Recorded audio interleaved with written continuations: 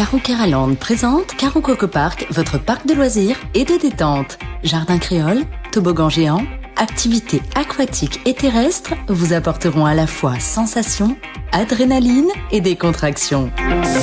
Régalez-vous dans son restaurant, le Coco Blue, ou dans l'un de ses snacks. Partagez des émotions fortes dans la zone de jeu Coco Game, où Escape Game, réalité virtuelle et maison de la peur vous offre un 3 en 1. Fêtez vos meilleurs événements avec Caro Coco Recept dans nos espaces privés lounge. Séjournez chez Caro Coco Lodge, des hébergements de charme, proches de la plage ou du spa. Caro Keraland, le cœur de tous vos loisirs. Guyane, actualité. Nous sommes route de la Madeleine avec toujours les employés de Ribal TP. On est avec monsieur Mainville Jean-Pierre. Maniville, je suis désolé. Maniville Jean-Pierre, intersyndicat de Ribal TP, donc FO et UTG. Bonjour. Bonjour, oui, Pedro, oui. Oui, Radio Pays, oui. Merci beaucoup d'être en direct avec nous aujourd'hui. Alors là, en ce moment, vous êtes route de la Madeleine. Vous avez commencé une opération escargot. Expliquez-nous. C'est que bon, on voit que les négociations n'aboutissent pas. La direction reste toujours campée sur sa position, malgré une petite avance. Mais nous, on reste ferme sur notre proposition.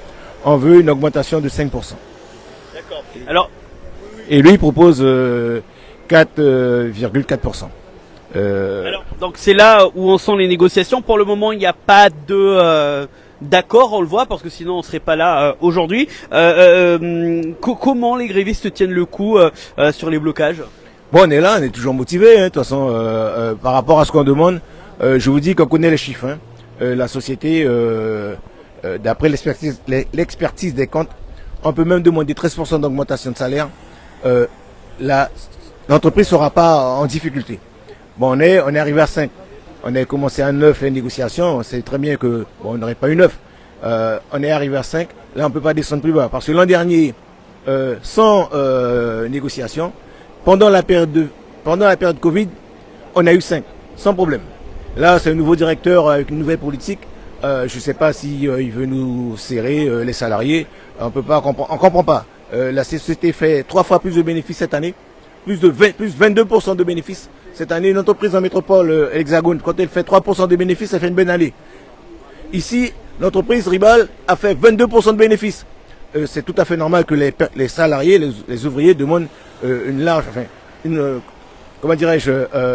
salaire décent.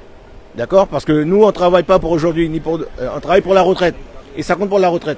Parce que je vous dis, les cadres qui viennent ici, là, si je vous dis combien qu'un cadre en moyenne coûte à les détachés, coûte à l'entreprise, c'est 10 000 euros par mois.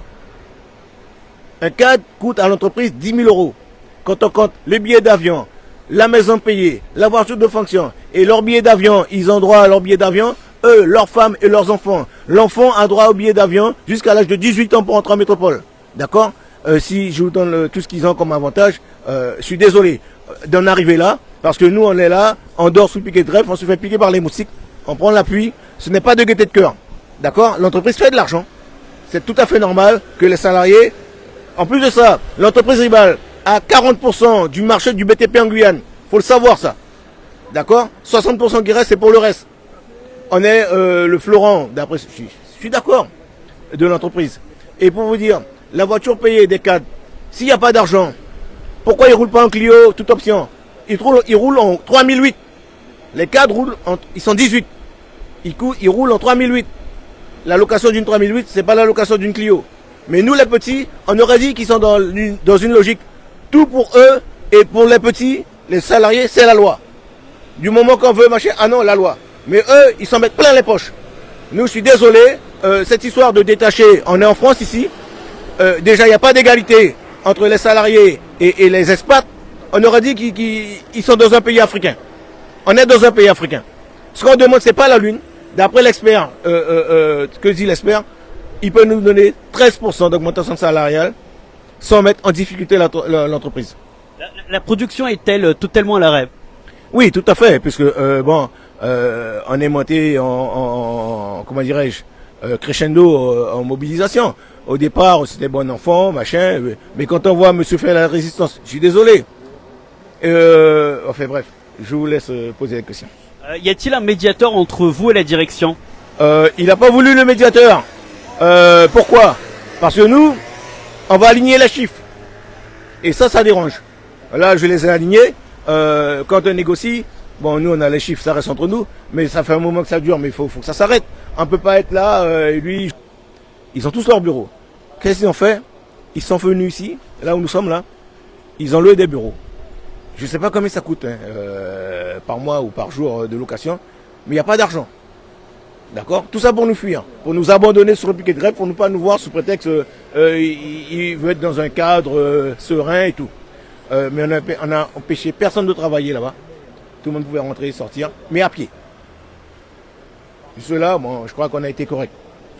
Alors, aujourd'hui, vous êtes là, vous venez de le dire par rapport au fait qu'ils aient des bureaux ici. Et pour finir, ils ont les expats. Ils ont une prime de rentrée scolaire, c'est de combien les Morins? 1 400 € pour 3 enfants. 1 400 € pour 3 enfants. Les cadres qui viennent ici en Guyane, la société leur paye une prime de rentrée scolaire, 1 400 € pour 3 enfants. Il n'y a pas d'argent. Mais il n'y a pas d'argent pour nous. Et c'est nous qui faisons le travail. Nous sommes les yeux de la société. Nous sommes le cœur de la société. D'accord? Si la Ribal a une bonne réputation, c'est que le travail est bien fait. Il y a des ouvriers qualifiés, de bons ouvriers. On doit être rémunéré à notre juste milieu. D'accord? On ne demande pas l'aumône. Hein. C'est juste que l'égalité, quelque part.